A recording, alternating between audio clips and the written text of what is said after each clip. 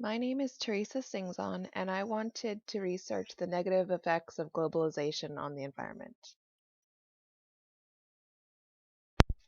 I did not initially consider the widening gap between the rich and the poor to be an environmental issue, but environmental protection or environmental security covers food security, energy security, economic security, and the access to fundamental natural resources, which leads us to the concept of insecurity and reflects the fact that the environment is a multidimensional phenomenon. One can think of environmental insecurity as something associated with social injustice and inequality, which makes one think about the enhanced inequalities of globalization and the overall economic policy. Violence derived from environmental problems involves exploitation, discrimination, unequal social and economic structures, problems that create an atmosphere of political, cultural, or religious violence, so that an approach to the environment by the human rights perspective seeks to ensure that the natural world does not deteriorate to the point in which internationally accepted rights, such as life, property, health, having a family, a private life, access to culture, and drinking water are at risk. In this sense, environmental protection is an instrument to ensure all these rights.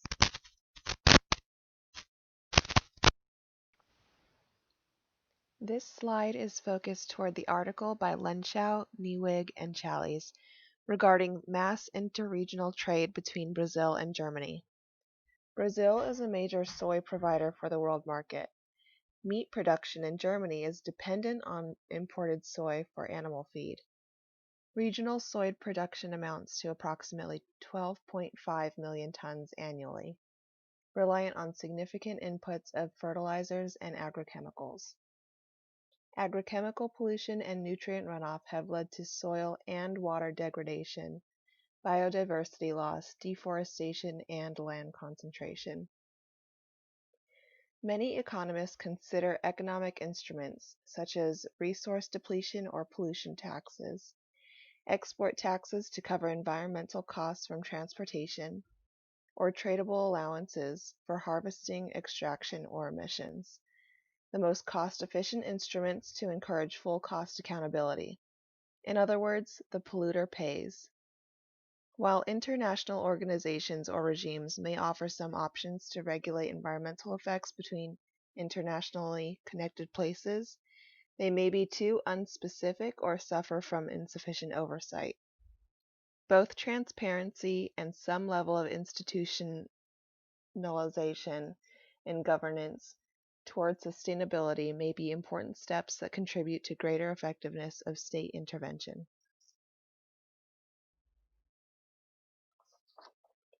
The agreement establishing the World Trade Organization shows the balance between economic development policy and environmental protection policy. The first paragraph of the Agreement on Technical Barriers to Trade mentions, quote, recognizing that there should be no country handed in making the necessary rules to ensure the quality of its export or for the protection of life and health of man, animal, vegetation, and environmental protection, end quote. This agreement has provided full sovereignty over its members to take the necessary policies for the protection of its natural resources and environment. This is in line with other international law provisions, such as the Stockholm Declaration, the Rio Declaration, and various MU resolutions of the UN. The issue that arises is when the final sentence states, quote, it is not done in ways that constitute a means of improper discrimination between countries, in which case the same condition or means of restriction is in international trade and should be subject to the provisions of this agreement. Thus, the final sentence of the approval above again restricts the sovereignty of a state to take the initiative for the protection of the natural resources and its national environment. In other words, this agreement is not unlike other GATT agreements that emphasize the interests of trade rather than considering the environmental aspects.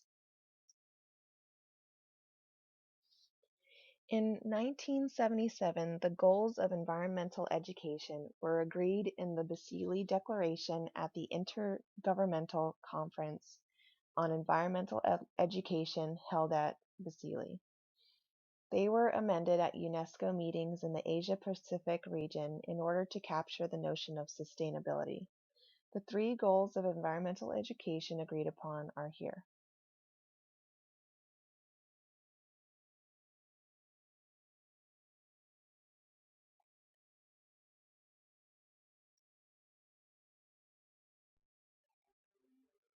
The goals were better defined 20 years later by 5 objectives which were outlined in the UNESCO-UNEP Environmental Education newsletter.